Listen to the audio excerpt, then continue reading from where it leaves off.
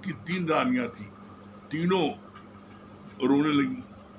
तो वशिष्ठ मुनि पहुंचे और पूछा क्यों रो रही हो? कहा दशरथ के लिए रो रहे। कहा दशरथ का शरीर तो पड़ा है सामने, जिसके लिए रो रही हो तो सामने पड़ा है, और आत्मा वो अजर अमर अविनाशी है, आत्मा मरने वाली नहीं, तो रो किसके लिए रही हो? तब वशिष्ठ मुनि ने क्लियर किया, अपने स्वार्थ के लिए हम रोते हैं। वो थे ना तो हम श्रृंगार कर पाते थे, वो थे ना तो हम सस्ते थे, वो थी ना विद्या लगाते थे।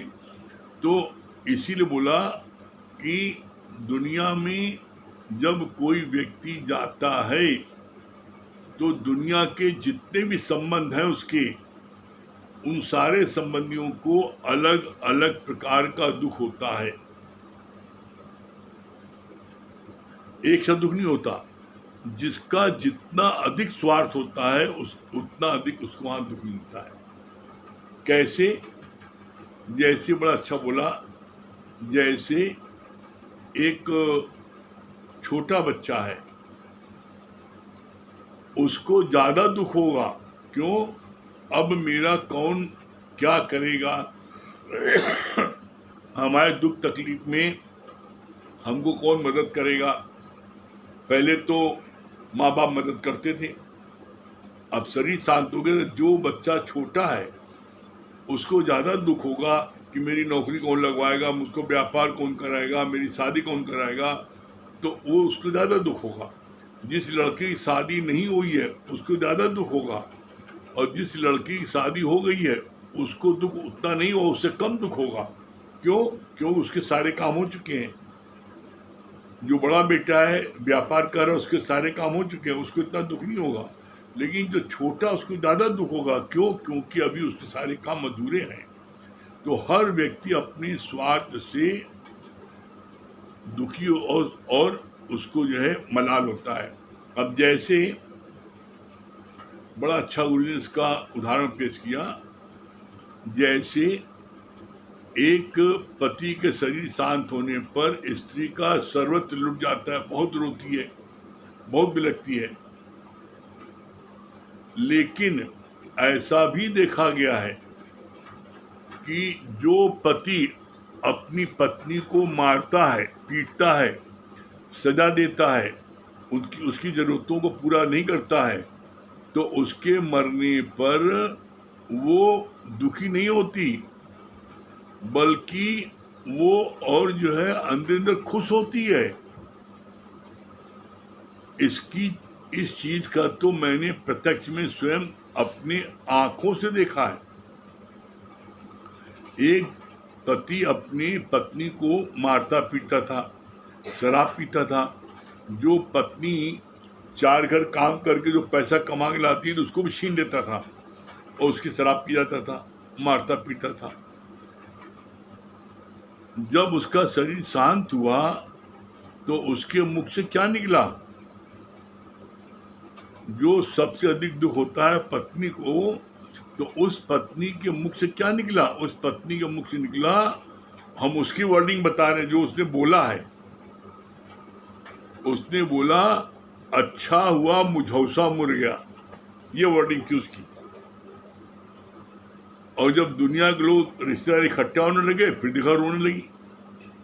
तो जिसका जितना स्वार्थ पूरा होता है उतना अधिक उसको दुख होता है, और जिसका स्वार्थ पूरा नहीं होता उसको दुख नहीं होता।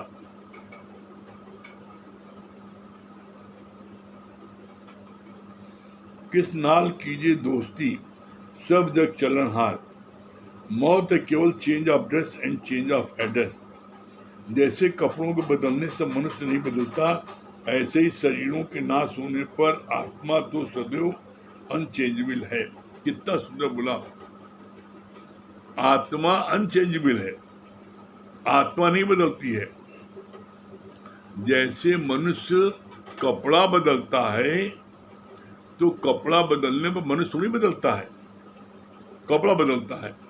उसी तरीके से आत्मा अनचेंजेबल, आत्मा नहीं बदलती है। तो बोला इसके लिए कपड़ा चेंज कर लिया, तो कपड़ा चेंज करने पर मनुष्य चेंज नहीं हुआ। तो इसी तरीके से जब एक मनुष्य की डेथ होती है तो बोलते हैं चल बसा, वही किसी घट में दूसरे घट में जाके वो पैदा हो जाती है। तो बोला आत्मा अजर अमर अविनाशी आत्मा का नाश नहीं होता है, देह का नाश होता है। जिसने भी शरीर धारण किया है, शरीर उसका परमानेंट नहीं रहेगा। इसी को तो बोलते हैं, क्या बताया, मौत क्या है? मौत है change of dress and change of address. यहां से मरा और कहीं जाके फिर पैदा हो गया। तो बोला उसका एड्रेस चेंज हो गया उसका, और जो है उसका जो है क्या है, वो देह, इस देह से दूसरी देह में आ गया। जैसे तुम कपड़ा बदलते हो वैसे वो देह बदलता है। जैसे कपड़ों को बदलने से मनुष्य नहीं बदलता, ऐसे ही शरीरों का नाश होने पर भी आत्मा तो सदैव अनचेंजेबल है। जब समय पाकर शरीर शांत होते हैं तो उसे परमात्मा का हुक्म समझकर शांत रहो। कितनी सुंदर बात बोली है। जिस प्रभु से नहीं चारा काको कीजिए सद नमस्कारा। यहाँ पर ही किसी को जो नहीं चलता, किसी का शरीर शांत हो गया तो समझ लो परमात्मा का यही हुक्म है। और जब परमात्मा का यही हुक्म है तो तुमको दुख नहीं होगा। और तुम जब ये महसूस करोगे हाय हमारे फलाने को, हमारे बेटे को मार दिया, हमारे पति को मार दिया, तो उस समय आप भगवान को भी कोसोगे। और ये चीज तो हमने अपनी आंखों देखी है। जब किसी के पति का शरीर शांत हो गया रोड एक्सीडेंट में, तो उनकी पत्नी मकान के फर्स्ट फ्लोर में रहती थी, बड़ी पूजा पाठ करती थी। और जब उनको सूचना मिली कि उनके पति का शरीर शांत हो गया, ऐसा ऐसा एक्सीडेंट हो गया, तो उन्होंने अपने घर में रखे हुए ठाकुर जी भगवान की जितनी मूर्ति है अपने फर्स्ट फ्लोर से बाहर सड़क पर फेंकने लगी। अब तुम्हारा क्या काम है? जब तुम्हारे पति को खाए गए, तुम्हें इतना पूजा पाठ किया, इतना लड्डू चढ़ावा, इतनी तुम्हें माला चढ़ावा और तुम खा दियो, अब तुम्हें क्या काम? तुम यहाँ से जाओ। ऐसे लुका लुका फेंका है। ये बोलते हैं कि अज्ञानता में व्यक्ति क्या से क्या कर बैठता है। तो उस समय फिर वो कहते हैं कि वो भगवान नहीं, फिर उससे वो कहते हैं ये जो है एक कागज का टुकड़ा है, नहीं मानते भगवान। क्यों? क्योंकि मैंने तुमको रोज पूजा, रोज मैंने तुम्हारी प्रार्थना की, माला चढ़ाया, लड्डू चढ़ाया, और तुमने मेरे ही पति को मार दिया। तो फिर वो जो है नाराज होकर के उनको घर के बाहर निकाल देती है। तो बोला यहाँ पर यही चीज ब्रह्म ज्ञान सिखाता है कि किसी की अगर मौत होती है तो उसमें दुखी नहीं हो। क्यों दुखी नहीं हो? क्योंकि जिसने भी शरीर धारण किया है उसको शरीर छोड़ना ही पड़ेगा। जो चीज बनी है वो मिटेगी जरूर। जब राम नहीं रहे, कृष्ण नहीं रहे, तो तुम कहां से रहोगे? भगवान भी शरीर धारण करेगा तो उसको शरीर को छोड़ना पड़ेगा। देह विनाशी है, आत्मा विनाशी है। फिर बोला इसमें कि जब तुम ये परमात्मा का हुक्म जान लोगे तो फिर दुखी नहीं होगे। क्यों? जब ये जान जाते हो कि परमात्मा ने 6 चीजें अपने हाथ में रखी हैं। कौन 6 चीजें अपने हाथ में रखी हैं? हानि लाभ, जीवन मरण, यश अपयश विधान। जीवन मरण ये भगवान के हाथ में है, कोई नहीं मार सकता। प्रमाण क्या है? आप देखो, जो लोग बॉर्डर पर जाते हैं, मिलिट्री के लोग, वो जो है 10-10 गोली लगती हुई नहीं मरते, और आदमी घर में सोते सोते मर जाता है। तो मारे राम तो बचाए कौन, बचाए राम तो मारे कौन। तो यहाँ पर टोटल ये तुम्हारे शरीर में परमात्मा ने जितनी श्वासें भरी हैं उतना ही शरीर चलेगा। जितनी भरी चाबी राम ने उतना चले खिलौना, उससे ज्यादा नहीं। आप देखो जो बैटरी वाले खिलौने होते हैं, तो जब जैसी बैटरी समाप्त होती है तो उनका हाथ जहां हुए रह जाता है। ताली बजाते रहते हैं, हाथ ऐसे तो ऐसे रह गया, ऐसे तो ऐसे रह गया। इसी तरीके से जब मनुष्य का श्वासें पूरी हो जाती हैं तो चल मेरा भाई। इसका गुरु ने बड़ा अच्छा दृष्टांत सुनाया, बताया। तुम सोचते हो कि मेरा पति बैठा है बड़ा हट्टा कट्टा है। कहा एक पत्नी अपने पति को खाना खिला रही थी और वो कभी 2 रोटी खाते थे, कभी 3 रोटी खाते थे। तो 2 रोटी खाया, उसके बाद कुछ बोले नहीं। तो पत्नी ने पूछा कि और 1 रोटी दें? वो कुछ नहीं बोले। कहे बोलते कहा नहीं हो? उनको हिलाया, जो हिलाया तो रुक गए। आप देखो, खाना खाते खाते 2 रोटी देखा वो खा रही है, पत्नी ने देखा पति खा रहे हैं, और जब 2 रोटी खा चुके तो तीसरी रोटी के लिए पूछा है 1 सेकंड में, और जब नहीं जवाब दिया तो उनको हिला के पूछा, अरे बताओ लेना कि नहीं, सेकें? रुक गए। इसलिए कहा जाता है श्वासों का क्या भरोसा, रुक जाए कब कहाँ पर। जो श्वास बाहर जाए अंदर आने का क्या भरोसा, इतना भरोसा नहीं है। श्वास आपने बाहर छोड़ा और अगर अंदर ना आए, जय सीताराम, और उस पर इतना गर्व करते हैं, इतना मैं बड़ा तगड़ा हूं, चाहे जितने तगड़े हो, श्वास रुकी खेल खत्म। फिर कितनी अच्छी बात बोलते हैं भगवान, 5 तत्व का तन रचियो, जानो चतुर सुजान, जेहि ते उपजे नानका, लीन ताई में मान। सारे संबंध शरीर के आधार पर 5 तत्व से, ये शरीर किससे बना है? 5 तत्व से बना है। बोला 5 तत्व से जो बना है वही 5 तत्व अपनी उद्गम स्थान मिल जाते हैं। आप को कुछ करना नहीं पड़ता। 5 तत्व कौन से हैं? चित्त जल पावक गगन समीरा, अर्थात धरती, मट्टी, अग्नि, जल, वायु, आकाश। इन 5 तत्वों से शरीर बना है। और जब शरीर शांत होता है ये 5 तत्व अपने 5 तत्वों में मिल जाते हैं, शरीर शांत हो गया। कैसे? आप देखो, सबसे पहले जैसे ही व्यक्ति का शरीर शांत होता है तो लोग उस व्यक्ति का नाम नहीं लेते। मट्टी कब उठी? जैसे बताया गया फलाने शरीर शांत हो गया तो जो भी लोग उसके घर आते हैं उससे क्या पूछते हैं? घर वालों से मट्टी कब उठी? पूछते हैं फलाने सेठ कब उठी है, मट्टी कब उठी? तो मट्टी मिल गई। फिर बोला जल का जल मिल गया। कैसे? जब तक इंसान जिंदा रहता है तो आप उसके में से चाहे 4 बोतल खून निकालो, चाहे 6 बोतल खून निकालो, चाहे 1 बोतल खून निकालो, और जैसे ही शरीर शांत होता है उसका पूरा खून सूख जाता है। पानी मिल गया तो बोला खून 1 बूंद नहीं निकलता। मरने के बाद में 1 बूंद पानी मिल गया। अब अग्नि मिल गई। कैसे? आप देखो, जैसे ही आदमी शरीर शांत होता है उसका शरीर एकदम ठंडा पड़ जाता है। जब तक जिंदा रहता है तब तक शरीर में 98.4 टेम्परेचर रहता है। कभी अभी आप जाके घर में अपने लगा के थर्मोमीटर लगा के देखना, तो जो स्वस्थ शरीर जिसका होता है उसका टेम्परेचर 98.4 रहता है, और जैसे ही शरीर शांत होता है टेम्परेचर 0 हो जाता है। कहते हैं ठंडा हो गया, मतलब गया।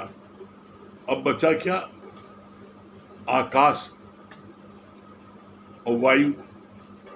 अब आकाश क्या है? आप जब तक इंसान जिंदा रहता है तो देखो 2 गिलास पानी पी गया, लस्सी पी गया, दूध पी गया, खाना भी खा गया, सब चला गया। और जैसे ही मरता है तो 1 चम्मच गंगा जल, चिल्लाते लोग जल्दी गंगा जल डालो मुंह में, गंगा जल बाहर निकाला, 1 चम्मच गंगा जल भी अंदर नहीं जाता। तो आकाश में होता खाली जगह, वो खाली जगह आकाश मिल गया। अब अंदर में कोई स्पेस नहीं है। तो वो जल भी एक चम्मच बाहर आ जाता है, जो कि तुम 2 गिलास पानी पीते हो।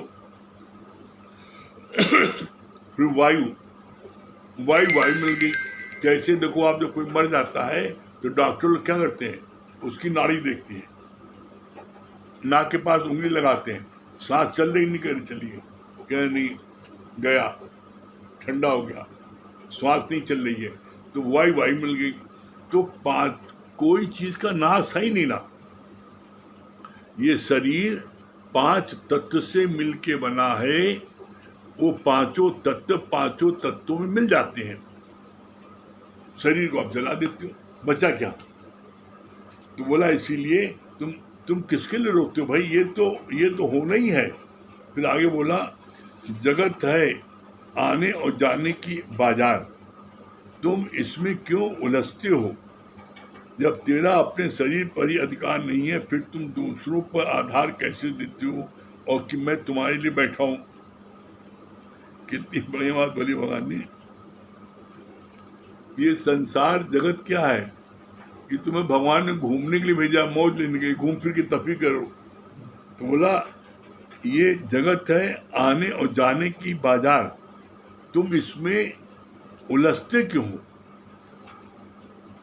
यहाँ उलझना नहीं है, यहाँ पर क्या है, आप बाजार में घूमो फिरो, जिसको क्या बोलते हैं, जिसको बोलते हैं विंडो शॉपिंग। विंडो शॉपिंग क्या बोलते हैं, आप बाजार में घूम रहे हैं, सब चीज देख रहे हैं, लेकिन किसी चीज को खरीद नहीं रहे, अटक नहीं रहे। और जहाँ आप खरीदने के लिए हुए, अरे ये तो 5,000 की है, ये 1,000 है, अब आपको दुख हो रहा है, 5,000 होता तो खरीद लेते। तो जहाँ आप रुके, अटके, वहीं दुख होगा। तो बोला विंडो शॉपिंग करो, पूरा बाजार घूमो, सब चीज देखो, बहुत सुंदर है? अगला पहने ना, अगला शोरूम में कोई लेडीज साड़ी पहने है, बहुत सुंदर, अच्छी है, हम कहा उसको, जहाँ हम उसको अपना बनाना चाहते हैं तभी दुख होता है, उतना पैसा नहीं है, दुख होगा। तो इसलिए बोला कि किसी को अपना नहीं बनाओ। फिर क्या कहा,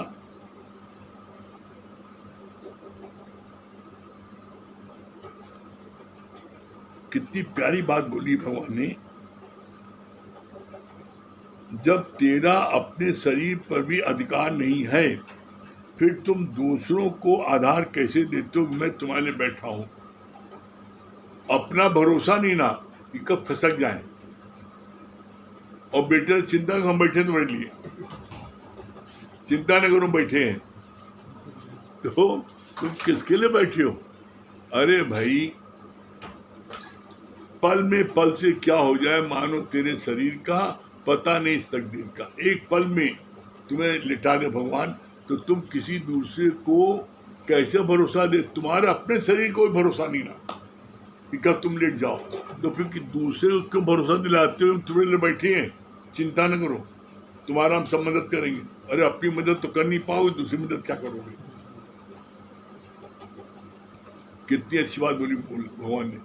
जैसे हम होटल में जाते हैं,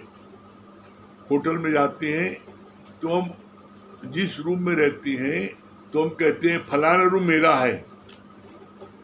होटल में खाते पीते हैं, सब एक से अच्छी क्रॉकरी रहती है, चम्मच रहता है, प्लेट रहती है, हम उन सारी चीज़ों का उपयोग करते हैं। क्या उसको जेब में भर के लाते हैं क्या? जब तक हम होटल में रहते हैं तो हम अपने मित्र को, अपने रिश्तेदारों को हम बताते हैं फलाने होटल में मेरा रूम नंबर फलाना है, ये कमरा मेरा है, और जब छोड़ चल दिए तो फिर क्या हम उसकी चिंता करते हैं कमरे का क्या हो रहा है? तो उसी तरीके से भगवान कहते हैं कि तुम जैसे होटल में, धर्मशाला में रहते हो और तुम्हें उसमें कौन क्या कर रहा है मतलब नहीं रखते, उसी तरीके से इस संसार में, इस घर में, परिवार में जो तुम रहते हो, तो तुम होटल और धर्मशाला की तरह रहो। तो कोई क्या कर रहा है, तुम किसी के कार्य से दुखी नहीं होगे। दुखी कब होते हो?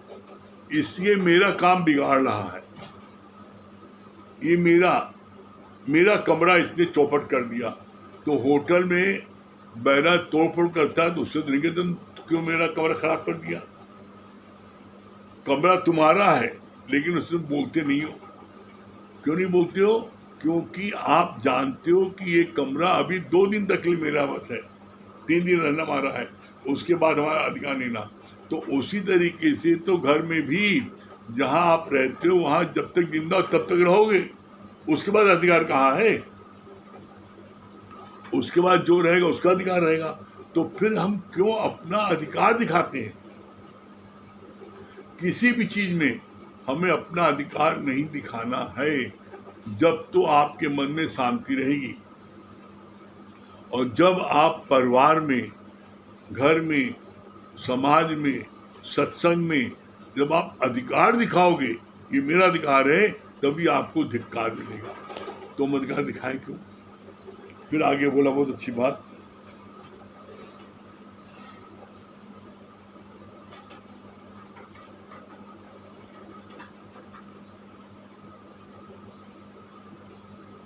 एक बार दादा भगवान की पत्नी ने बगल वाले घर को जलकर राख होते देखा तो उनके अंदर में डर बस गया कि हो सकता है हमारा घर भी जल जाए, और बड़ा दुखी रहती थी। तो दादा भगवान ने क्या बोला उनसे? दादा भगवान ने एक दिन उनसे कहा, मैंने ये घर बेच दिया, अब हम इसमें किराए पर रहेंगे, तो मेरा कुछ भी नहीं जाए बिगड़ेगा। क्या हुआ? दादा भगवान के घर का जो बगल घर था वो जल के राख हो गया। तो उनकी वाइफ बहुत अधिक चिंतित हो गई और डिप्रेशन में आ गई कि ऐसा न हो मेरा भी घर जल जाए। तो दादा भगवान ने देखा कि बहुत परेशान है, तो उन्होंने क्या बोला?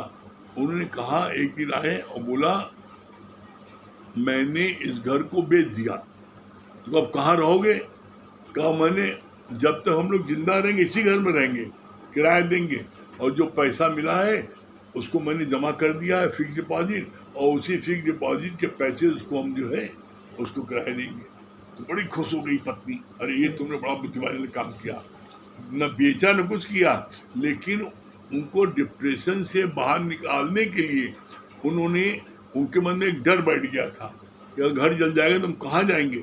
तो उनके मन में बैठा दिया कि घर मैंने बेच दिया और रुपए मैंने बैंक जमा कर दिया, और बैंक में अगर हमको जो है उस बैंक में उस अमाउंट से हमारे को 20,000 रुपये महीना इंटरेस्ट मिल रहा है, और मैं 10,000 रुपये महीना इसको किराया दे रहा हूँ, और मेरे रुपए बना है, और ये कंडीशन है जब तक हम जिंदा रहेंगे तब तक मकान खाली नहीं करेंगे। ये तो बड़ा बुद्धिमानी का काम किया। तो कहने का मतलब ये कि गुरु जो है यहाँ युक्ति से हमारे कष्ट को दूर करता है। फिर आगे बोला बहुत अच्छी बात, ऐसे हम भी अपना सर्वत परमात्मा को अर्पण कर देते हैं तो दुखों और चिंताओं से छूट जाते हैं। जब तक हम अपना बना के रखते हैं किसी को, चाहे बेटा हो, चाहे बेटी हो, चाहे पत्नी हो, चाहे पति हो, कोई हो, जब तक हम अपना बना के रखते हैं तब तक हमको उसके जाने का डर रहता है। और जब हम परमात्मा के जिम्मे सौंप दिया और गठरी बना कर रख दिया, भगवान जिसको जब चाहे आप ले लेना, तो फिर डर समाप्त हो जाता है। क्यों? क्योंकि जिस प्रभु से नहीं चाह रहा ताको कीजिए सत नमस्कारा, अरे भाई वो जब जिसको चाहेगा उठा लेगा, तुम कुछ कर पाओगे नहीं। तो ऐसे भगवान बोला कि हमने पहले ही सबकी गठरी बना रख दी, भगवान जिसकी इच्छा आप ले लो। तो जब हम परमात्मा की रजा में राजी हो गए तो किस बात का दुख है? बोला ये प्रकृति का नियम है कि जो चीज उत्पत्त होगी उसका नाश होगा, जो शरीर बनेगा नष्ट भी होगा। तो ऐसे में हम उसके लिए क्यों रोए? भाई भगवान की इच्छा है। फिर बोला कितनी अच्छी बात, कैसे जब भी मैं बोलता है तो वो आत्मा में बोलते, और जब अर्जुन में बोलता है तो वो देह की बोलता है। मानो तो भी आप हैं और न मानो तो भी आप, न मानने से सहोगे अनेकों संताप। गीता में अर्जुन ने जब भी प्रश्न किया है तो उसके आगे लिखा है अर्जुनो वाक्य, और जब कृष्ण ने जवाब दिया है तो वहां कृष्ण वाक्य नहीं लिखा है, वहां लिखा है भगवानो वाक्य। ऐसा क्यों? ये सबसे इंपॉर्टेंट पॉइंट है। ऐसा इसलिए कि कृष्ण भगवान हर पल अपनी आत्मा में विचरण करते थे। अपनी आत्मा विचरण करते क्या मतलब? मैं वो ब्रह्म हूँ, मैं वो सत्स्वरूप आत्मा हूँ। वो अपने को हमेशा फील करते थे, और जब आप फील करते हो कि मैं वो, तो आप बोला जैसा फील करते हो वैसे लक्षण आपके अंदर से प्रकट होने लगते हैं। कैसे? इसका बड़ा अच्छा गुरुजी ने एक उदाहरण दिया। कोई आर्टिस्ट आया था बॉम्बे का गुरुजी के पास में, तो बताया मेरी फलानी पिक्चर आ रही है और मैं उसमें मैं जो हूँ मैं उस पर बड़ा क्रोध कर रहा हूँ विलियन पर। तो कहा हमको क्रोध करके दिखाओ। तो कहे गुरुजी आँख सामने हम क्रोध कर ही नहीं पा रहे। तो कहा फिर हमें दिखाओ कैसे क्रोध करते हो। तो कहा हमको आधे घंटे आप समय दीजिए, आधे घंटे पहले अलग कमरे में जा करके इसके लिए प्रिपेयर्ड अपने करें, तब कर पाएंगे। तो आधे घंटे कमरे में जा करके अपने को उसने प्रिपेयर्ड किया चीज सामने। क्रोध, तो क्रोध जब आदमी करता है तो उसका चेहरा जो है कैसा भयानक हो जाता है। वही आप जब प्रेम करते हैं तो आपका चेहरा कितना सौम्य हो जाता है। तो इसीलिए बोला as you think you become. अब आप हर समय सोच रहे हो मेरा कौन सा रूप है? मेरा सत्य चित्त आनंद रूप है। कोई जाने नहीं। जब मेरा सचित आनंद रूप है और आप उसी में मगन हो तो आपका रूप हो जाएगा। और आपका रूप आप ही सोचो अरे मेरा रूप तो राक्षस वाला है, ऐसा न हो जाए, ऐसा हो जाए, तो ऐसा हो जाएगा। तो इसीलिए बोलते हैं एज यू थिंक, और इसीलिए मुझे बोलते हैं think for the best but prepared for the worst. सोचो वैसा बहुत अच्छा है, बहुत अच्छा होगा, बहुत अच्छा होगा, बहुत अच्छा होगा, लेकिन अगर कुछ भी ना हो और मेरा सर्वत्र चला जाए तो हम उसके लिए तैयार हैं। इसको बोलते हैं think for the best but prepared for the worst. कितनी अच्छी बात बोली।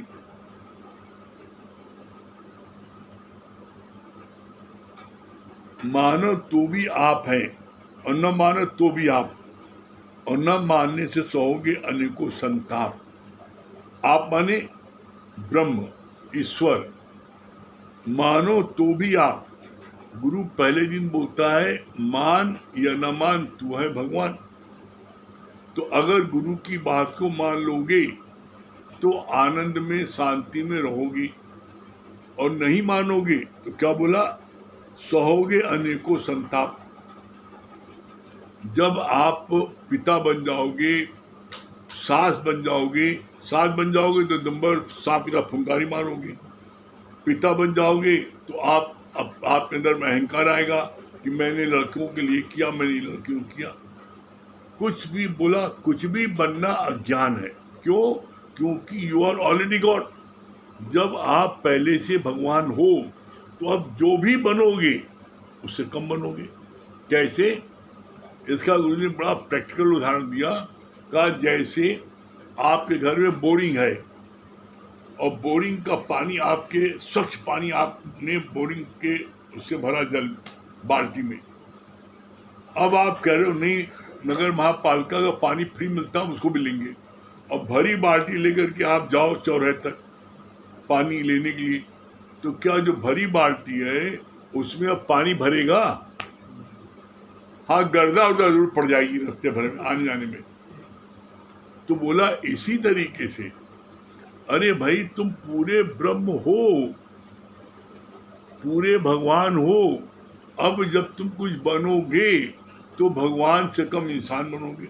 मम्मी बनो, पापा बनो, चाचा बनो, चाची बनो, कुछ भी बनो तो तुम भगवान से नीचे हो। तो ऐसे में बोला बनना ही अज्ञान। कुछ भी नहीं बनो, न जीव बनो न ब्रह्म। एक होता है ब्रह्म शक्ति और एक होता है ब्रह्मा। ब्रह्मा जो है वो इम्प्लाइज है, वो ब्रह्म के कार्य करता है, और ब्रह्म एक शक्ति है, और वो शक्ति एक है, पूरे ब्रह्मांड में शक्ति एक है, लेकिन विभिन्न प्रकार के प्राणी जो दिखाई पड़ती हैं, तो उन सारे प्राणियों में शक्ति है, तो इसलिए वो अलग अलग शक्ति भासती है, इतनी शक्ति है। लेकिन हाँ, एक कैसे एक है, बड़ा सुंदर इसका बोला, जैसे आकाश एक है।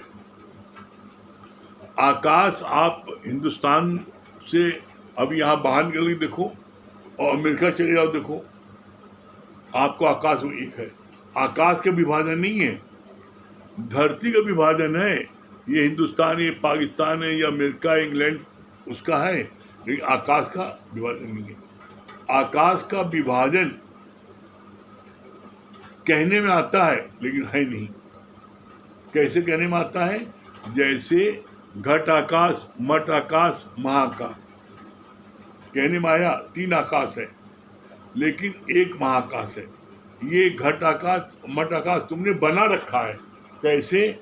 जैसे घट आकाश जो है, जैसे बात चली, घट आकाश ये है दिव्या, ये अब इसके अंदर जगह है, मिश्री भरी है, ये घट आकाश हो गया। जिसको बनाए ना किसी जीव प्राणी ने। फिर ये कहाँ पर है? इस कमरे के अंदर है, ये है मठ आकाश। इस कमरे को किसी ने बनाया है ना, मठ आकाश। अब ये कमरा भी तोड़ दिया जाए और ये डिबिया भी तोड़ दी जाए, तो क्या बचे? खुला आकाश, महाकाश। तो महाआकाश एक है, उसका नाश नहीं होता। बाकी घट आकाश, मठ आकाश में नाश होता है। जैसे आत्मा ब्रह्म एक है, लेकिन करोड़ों प्राणियों में सब में वो आत्मा है, तो किसी जीव के मरने पर वो आत्मा नहीं मरती है। जैसे, और सरल तरीका समझ लो, जैसे आपके 100 घड़े भरे हैं पानी से, पानी 100 घड़े भरे हैं, तो सूर्य 100 घड़े में दिखाई पड़ता है, लेकिन घड़ा तोड़ दो, एक घड़ा तोड़ दिया तो अब 99 दिखाई पड़ रहा है। तो जो घड़ा तोड़ा, उस घड़े में अब सूर्य दिखाई पड़ रहा, बाकी सब में दिखाई पड़ रहा है। तो इसका क्या मतलब हुआ? कि सूर्य अभी भी है, सूर्य का नाश नहीं है, घड़े का नाश है। इसी तरीके से शरीर का नाश है, ब्रह्म का नाश नहीं है। जब आप ब्रह्म वो शक्ति है जिसका नाश हो ही नहीं सकता, तो हम किसके लिए रोएं? और गुरु क्या बोलता है? वही ब्रह्म तुम हो। क्यों हो? क्योंकि ईश्वर अंश जीव अविनाशी, ईश्वर अंश जीव जो अविनाशी है वो तुम हो। शरीर शांत होता है, तुम्हारा अंदर वाला वो परमात्मा शांत नहीं होता।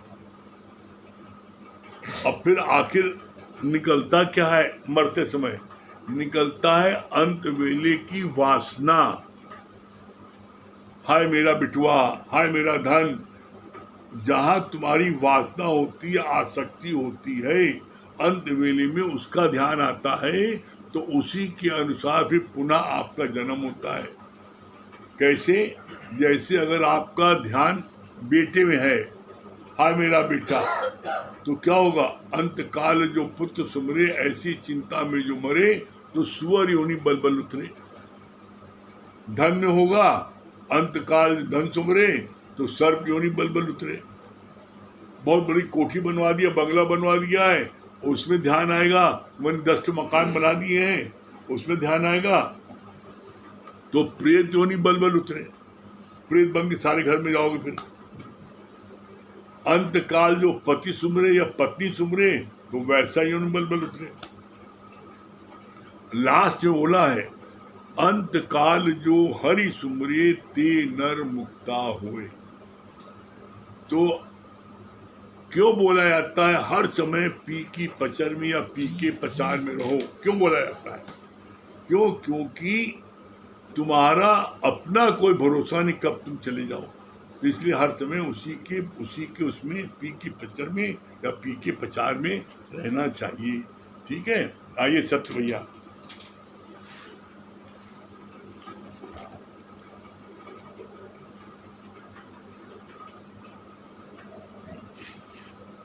Alright.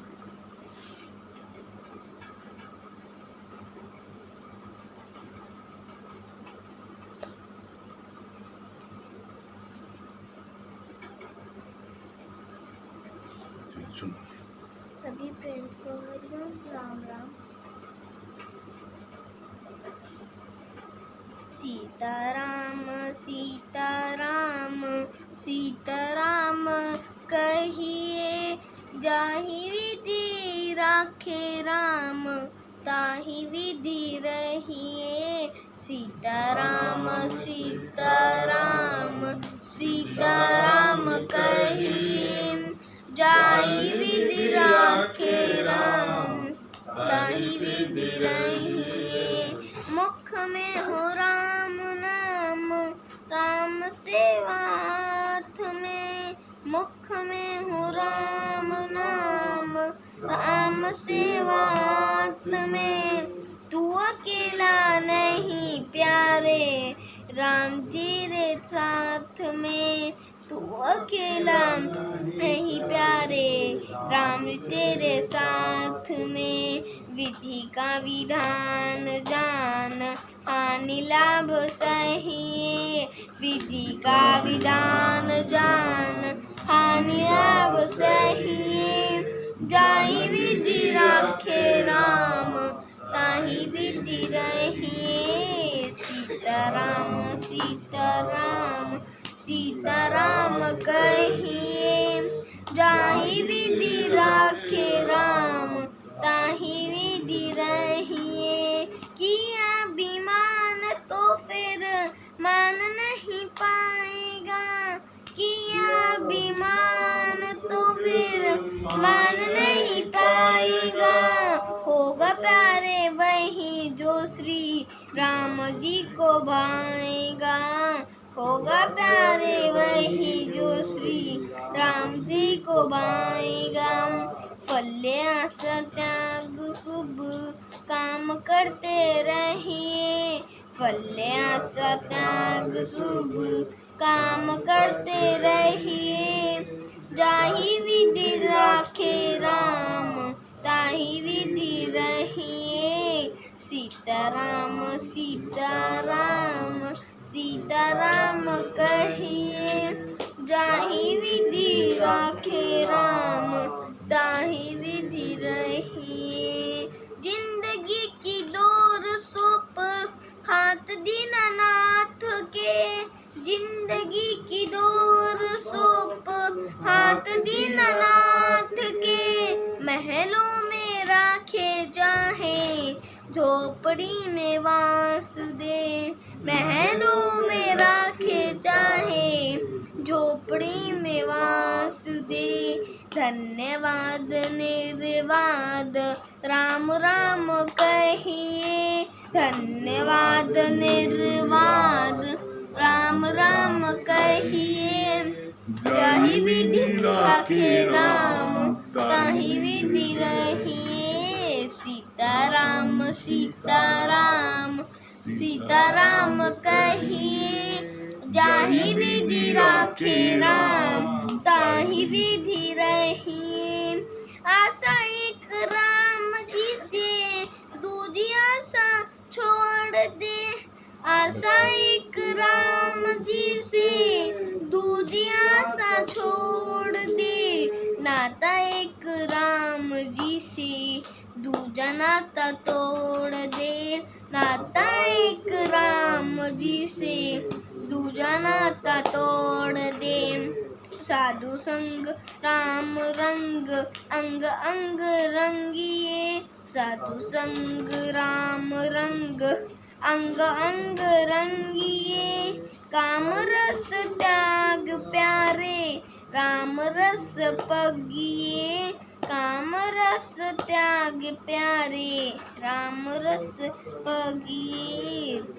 राम सीताराम सीताराम कहिए जाहि विधि राखे राम ताहि विधि रहिए सीताराम सीताराम सीताराम कहिए जाहि विधि राखे राम ताहि विधि रहिए। सभी प्रेम को हरिओम राम राम। हाँ लक्ष्मी जी सुनाई भजन।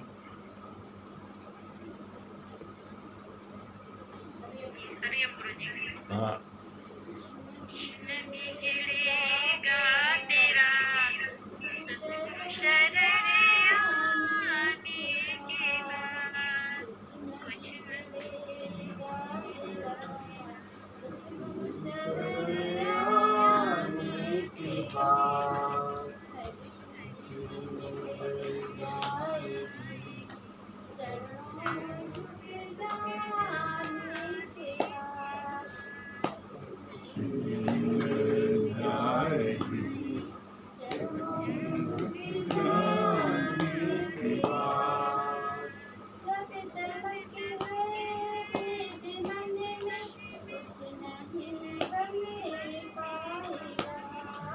जब तलक है भेद मन में कुछ नहीं बन पाएगा।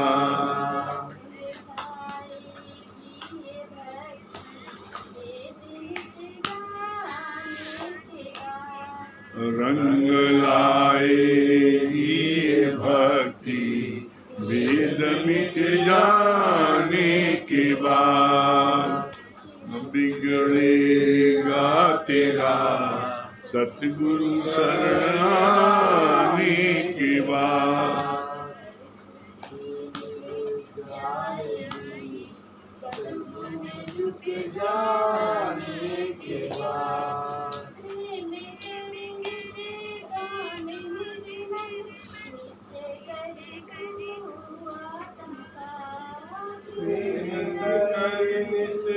काम निर्मल निश्चय कर तू आत्मा।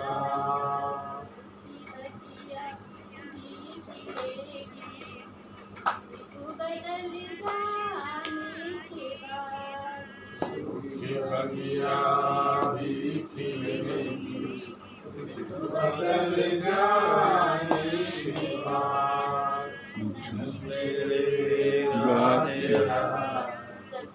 शरण आने के बाद।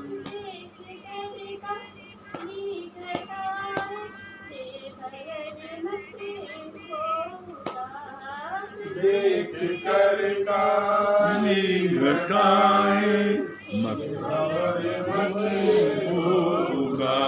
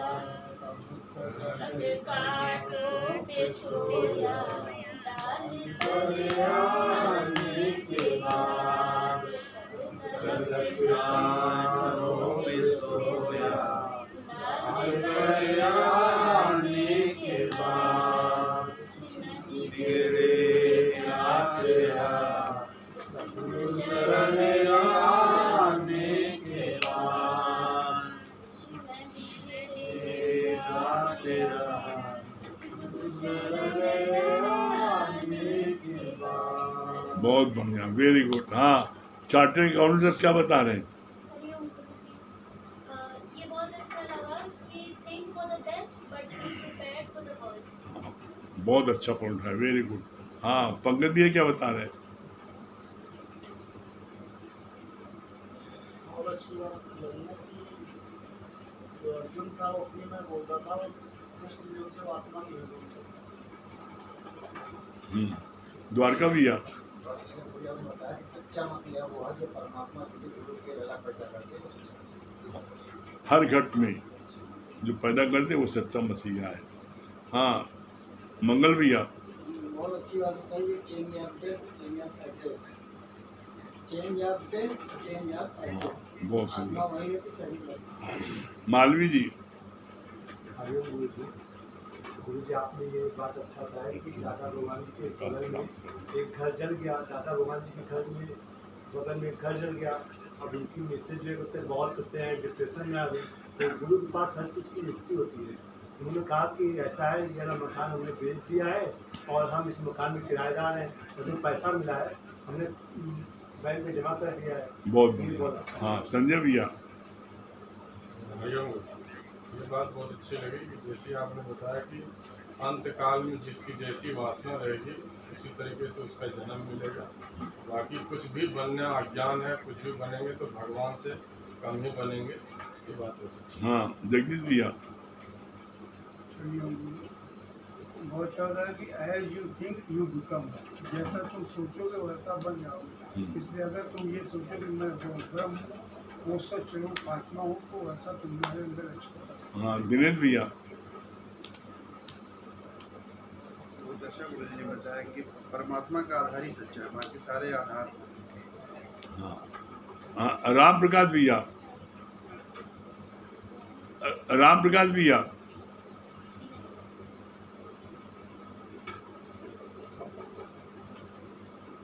हेलो।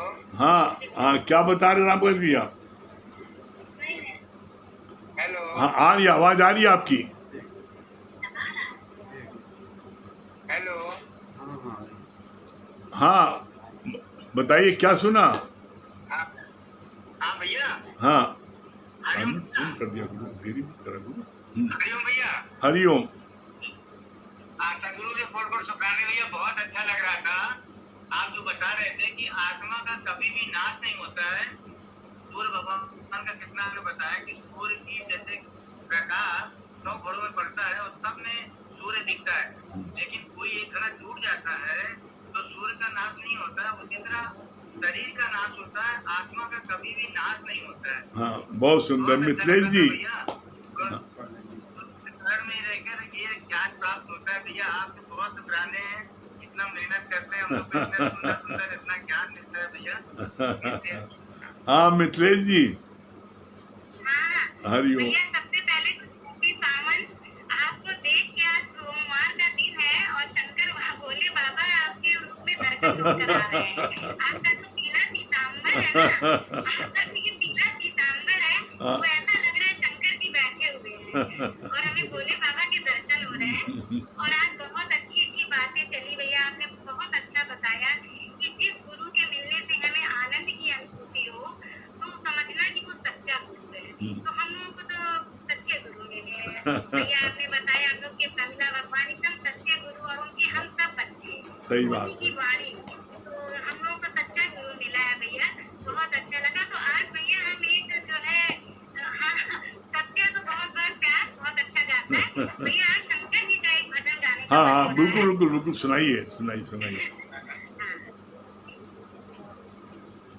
आ गए हैं भोले बाबा, आ गए हैं भोले बाबा, मेरे मकान में तेरा डम डम डमरू बाजे सारे जहान में, सारे जहान में। आ गए हैं भोले बाबा, आ गए हैं भोले बाबा, मेरे मकान में तेरा डम डम डमरू बाजे सारे जहान नहीं, में, नहीं, सारे जहान में। डमरू की आवाज सुन के गणपति जी आ गए, गणपति जी आ गए। डमरू की आवाज सुन के गणपति जी आ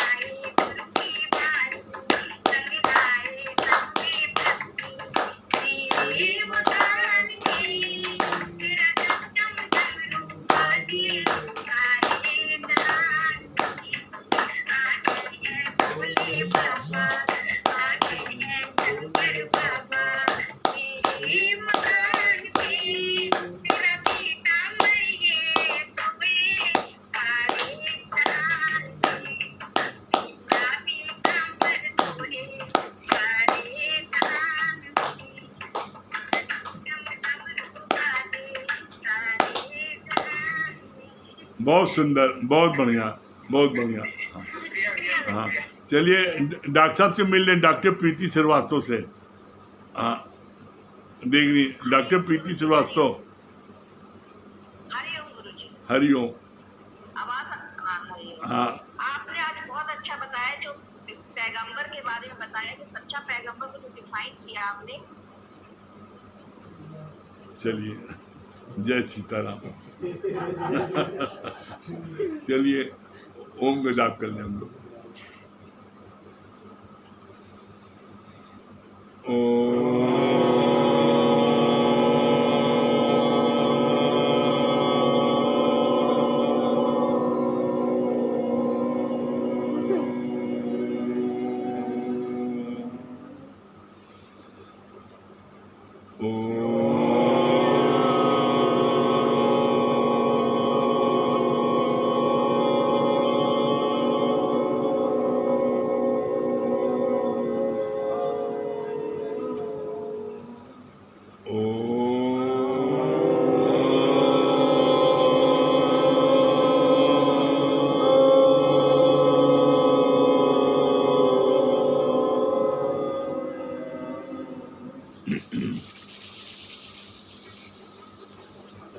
सभी प्रेम को हरिओम। राम राम।